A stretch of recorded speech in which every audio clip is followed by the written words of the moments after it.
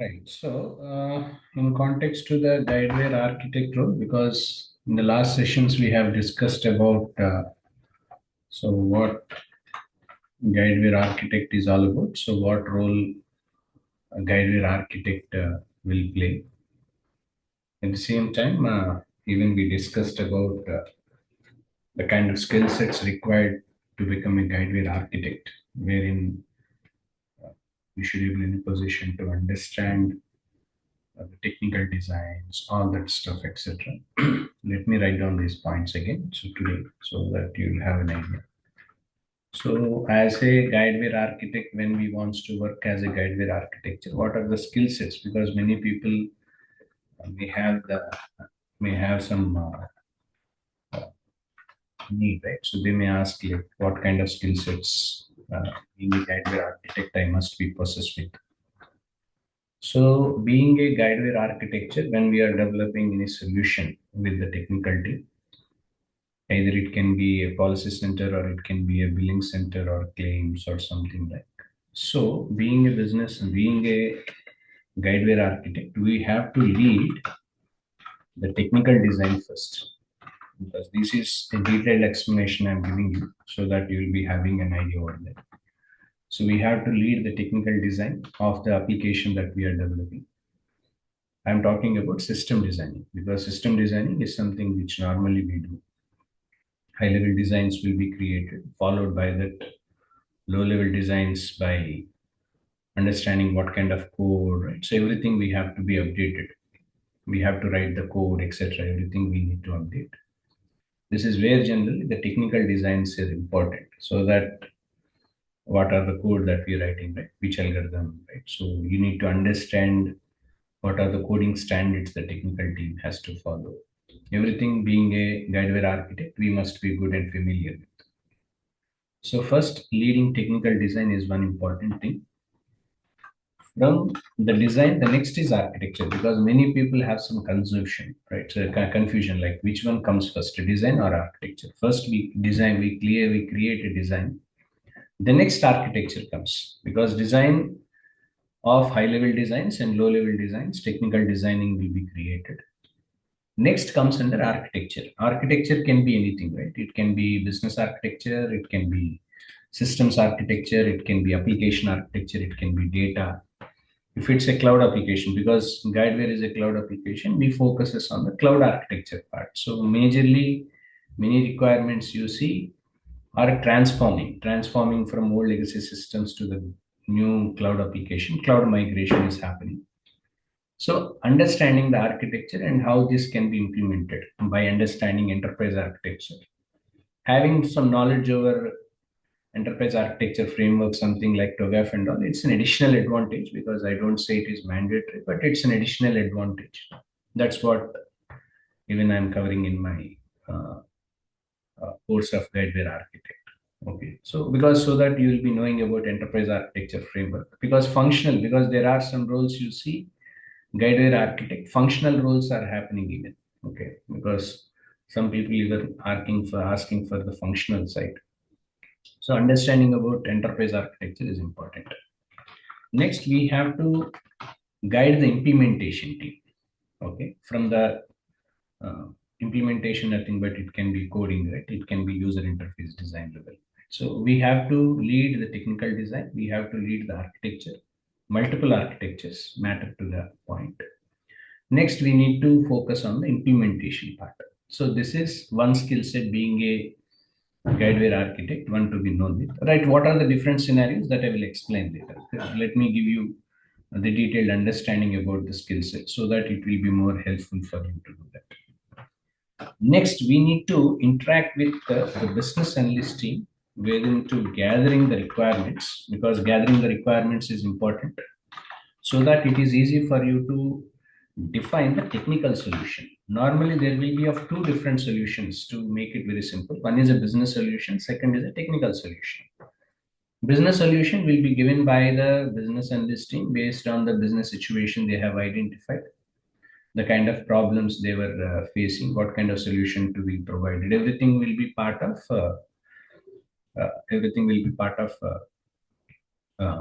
business solution, right? So business functional perspective. But being a guideware architect, we need to focus on the technical solution, how this business solution can be translated into a technical solution.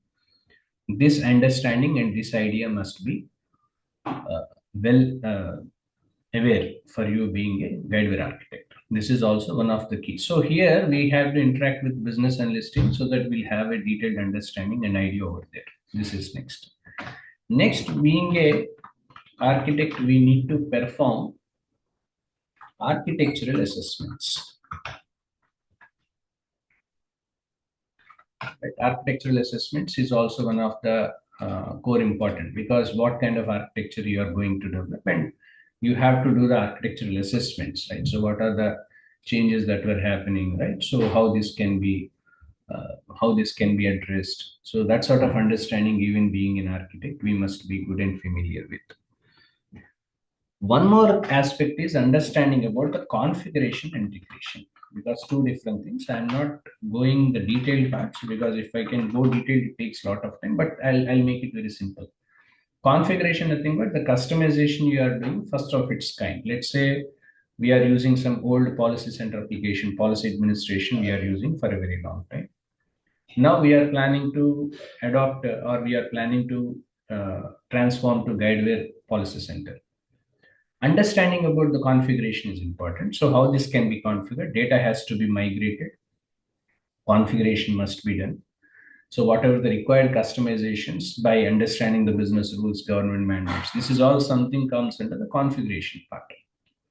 Second, integration part. Integration part means you are integrating Guideware application with some other applications, internal or external, either from policy center to claims, claims to policy center to billing. This is all these things with any ERP or CRM applications. This is all something we call it as integration part. So this is what generally we call it as integration, right? So configuration as well as integration is also one of the core and important element. So being a Guideware architect, we need to have that knowledge over the configuration and integration part. This is also one of the core and important aspect one to be known with. Next, we have to focus more on the non-functional side. Non-functional side. Non-functional majorly focusing on performance, scalability, okay, performance, scalability, availability, reachability, load balancing, fault tolerancing. This is where generally non-functionality, because system, how the system has to behave. Explaining the behavior of the system is one of the core and important factor being a solution provider want to be known with. So understanding the non-functional side of the project, right? So understanding about the performance, understanding about the scalability, all these things are essentially required. So we have to oversee the non-functional side, either it can be performance tuning, scalability, all that we need to be known with.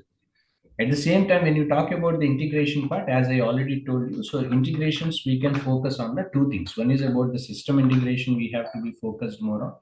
At the same time, we have to focus on the data integration and migration part also. Data integration and migration, I can say. Okay, so this is also one of the key and important skill set being into a Guideware architect. One to be knowledgeable with. This is also one of the key and important element one to be known with. Next, we have to enforcement of coding standards. Okay, this is important here. Enforcement of coding standards, because normally, as we know, we use Gosu programming as a code to write. The Guideware developers will write the code.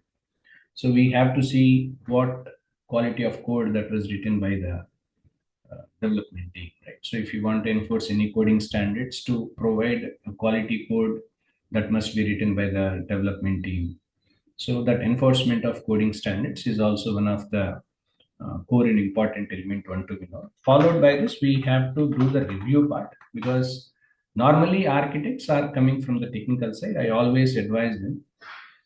But there are some positions, because I don't say, because functional architects, maybe some people come from the technical, non-technical side as well. So having some basic understanding over coding is important. So depth of knowledge is always mandatory, required. But some role to role it may vary, right? Some roles may ask you Guidewire functional side architect. From functional perspective they may ask. So there are people who come from the domain side, may not be having some knowledge over the technicality. I am addressing in context to the code part and all that. So that basics anyway I'm covering over there.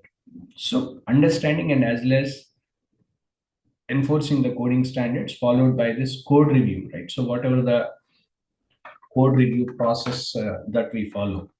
So how to review and what are there are different tools and techniques that we are using. So that we must be aware of. This is also one of the element. Next one about the microservices. Okay, microservice architecture is important because earlier we are following monolithic architecture, and most of the solutions nowadays we are transforming from uh, old monolithic architecture to the microservices, so that we can create different components, individual components, and those components we can create a microservices for every component as individual. So this is all something comes from the microservices architecture perspective. So microservices architecture is one of the core and important element.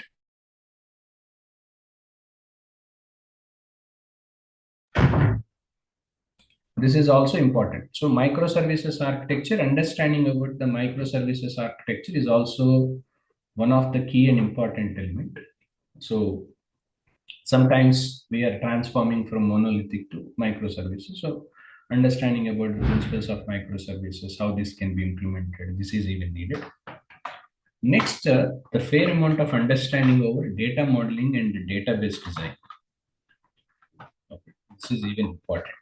Data modeling and database design. Okay, data modeling and database design is also important, right? So how the data modeling can be created, right? So how the database designs we have created. So that even understanding, because technical team people who are working in role from the business analyst perspective as from the developer perspective, they will have an idea. But being in Guidewire architect, always important to have the knowledge over the data modeling, database designing, etc. All that.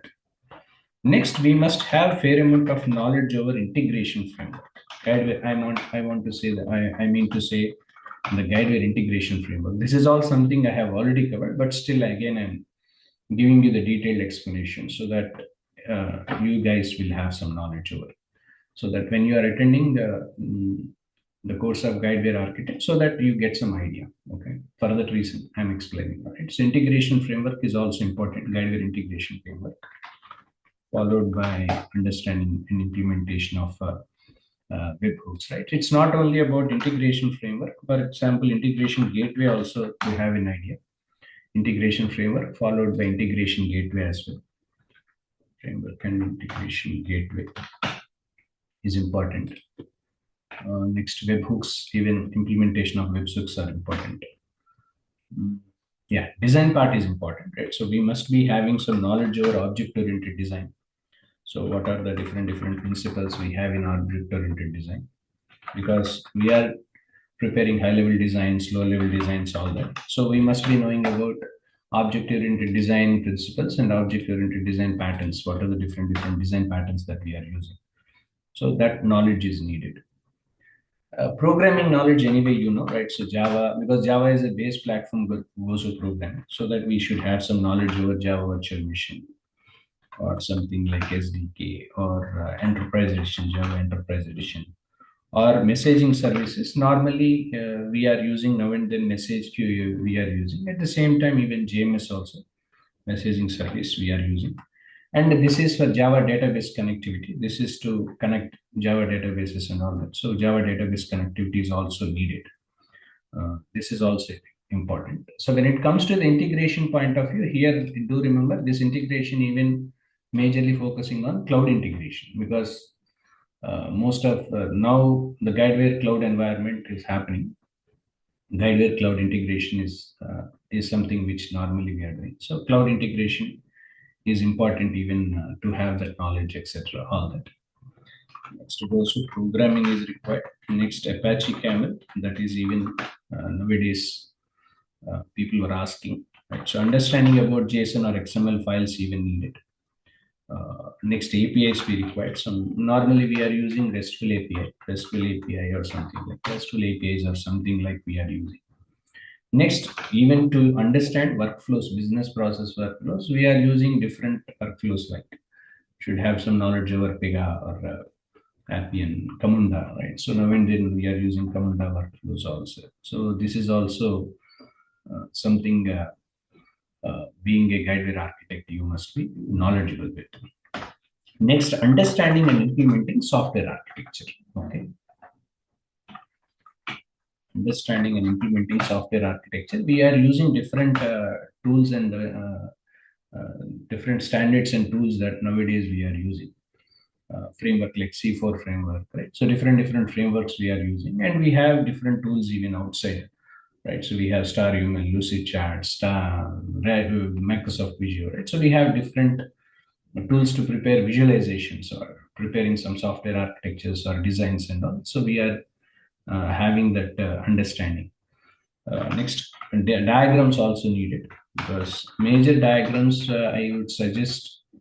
I'm suggesting you the major diagrams are component diagrams,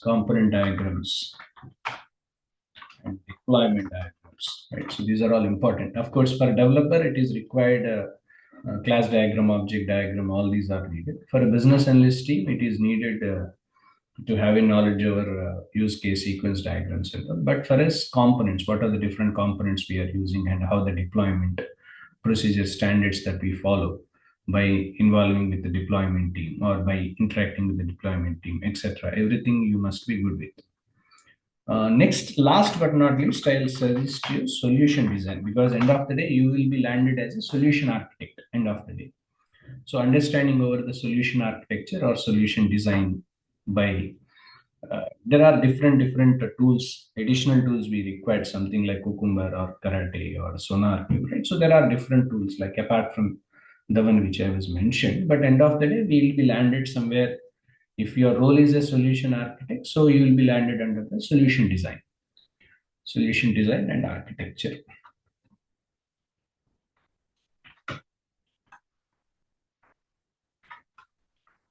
Yeah, solution design and architecture. So these are the skill sets being a guideware architect want to be performed with. This is because I could see many people are technical people, right? Development people. So when you are transforming yourself into the architect role, or you want to become a new guideware architect, this is all the detailed skill sets which I was mentioned you. That is what something which I'm covering in my course. As you know, this is all something which is part of it. This is all part of. So scenario based and all that we'll be discussing in the next session. There are different scenarios because one scenario is taken. For example, what kind of decision you have taken, which is aggressively impacted on the architecture, and how do you solve it? Being a architect, okay, for example, because there are scenarios when you go for an interview, people will ask you more about the scenarios. What are the different scenarios you have identified so far, and how you are addressing the scenarios? That kind of questions people will ask you more because if you are applying as a guideware architect, they will be asking you. So, what decisions you have taken are aggressively impacting the architecture, and how you are going to solve that, right? So, is there any situation where you have to work with individual teams, and how you are handling those teams, right? So, what situation you have identified, and provide some recommendations or suggestions to the junior architect team.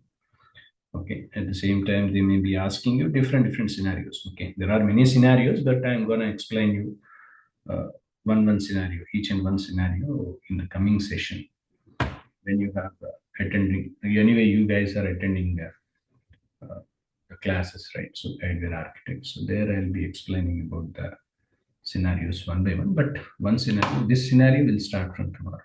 Okay.